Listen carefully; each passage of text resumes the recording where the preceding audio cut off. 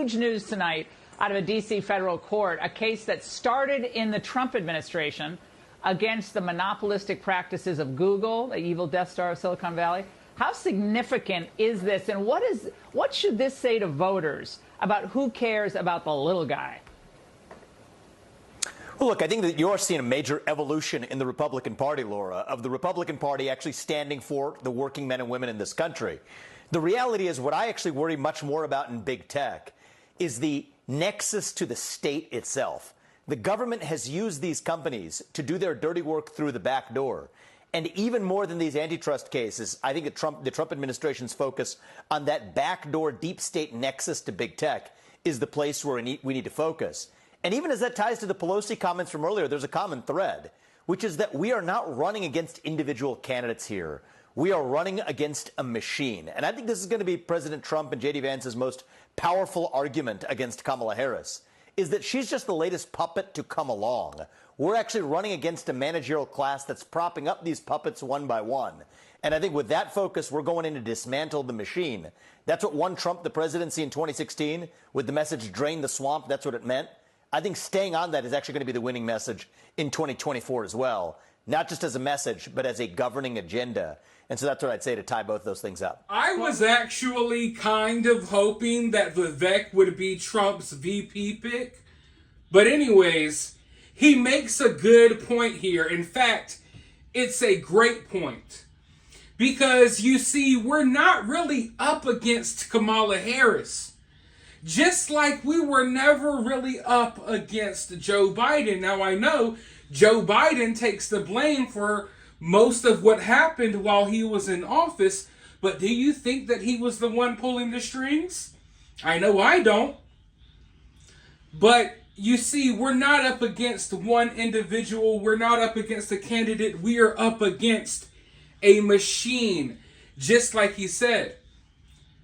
And that's why, people ask me, what are my politics? Am I a liberal? Am I conservative, Democrat, or Republican? You can't place any labels on me. I form my own opinions. I march to the beat of my own drum. You can't place me in a box. Just consider me someone that is fighting against the machine. Now, right now, the machine is leaning left.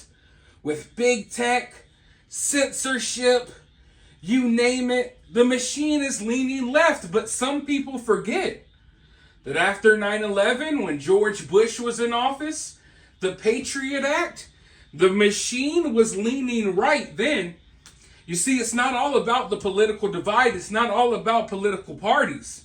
Because the machine operates within both political parties. It's just sometimes it chooses to show its dominant side on the left, and sometimes it chooses to show its dominant side on the right. And the reason I'm speaking up about politics at all, it's not because of my love for one candidate or the other. It's because of my hatred for what has been done to this country. It's not because, I'm such a big fan of this guy or that guy. I don't really like politicians. I'm just disgusted by the state of America right now. I'm disgusted by some of the things going on within our culture, within our society. So that's why I'm speaking out.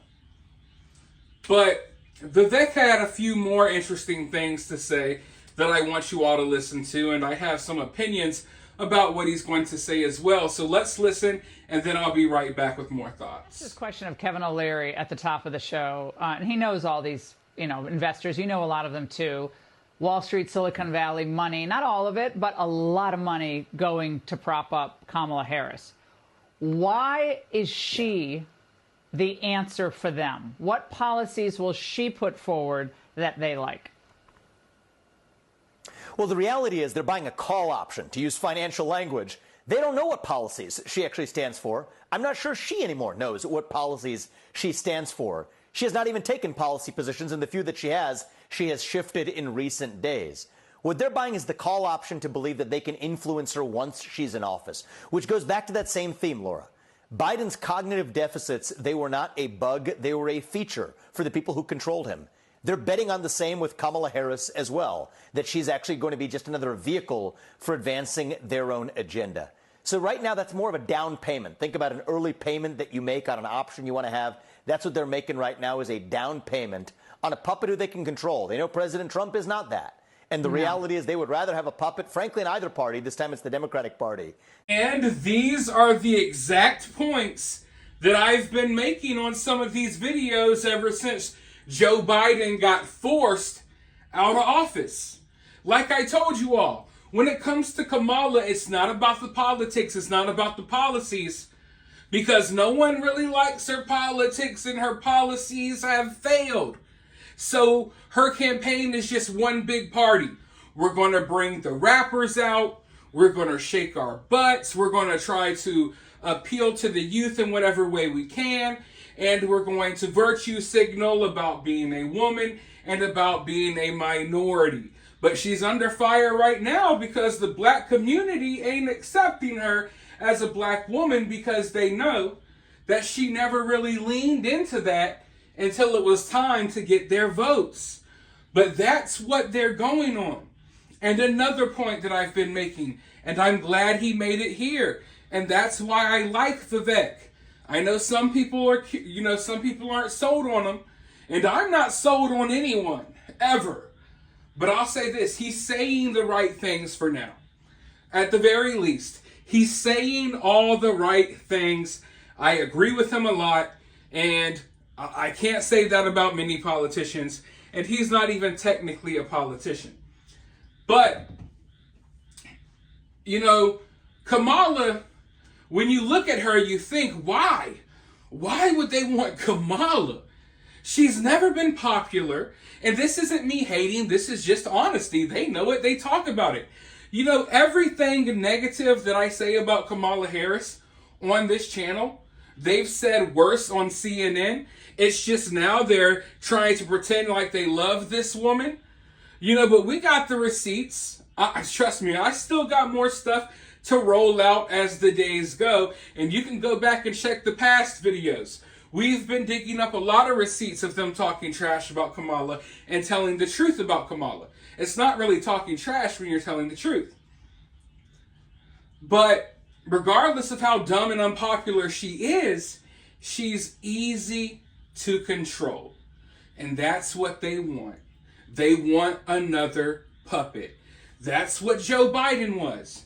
He was someone they could easily control. They didn't have to worry about it. They didn't even have to stress about it. They didn't have to worry about Biden wanting to do his own thing. No, they ran the show. And then they ran him out of the election. Kamala's going to be the same thing. So even though she does not look like the ideal candidate for them, because she's not, she is the ideal candidate for the people who want to control her. And that's what's so sad. Because at the end of the day, you could feel how you want to feel about Democrats and people on the left. Really look at the situation here. They're being duped. We could disagree with their politics all day, but damn. In America, they have the right to elect and, pick out their nominee. They haven't had that right lately. They don't care. They don't seem to care that, their nominees are being selected by a shadow group of people, including Obama, even though he shouldn't have no say-so in the matter. They don't seem to care, so it is what it is. But that's what's happening, folks. So for now, let me know what you think about this down in the comments below. While you're down there, hit that thumbs up, hit that subscribe, ring that notification bell. And if you find yourself getting too worked up by all of this, remember, it's just political cinema.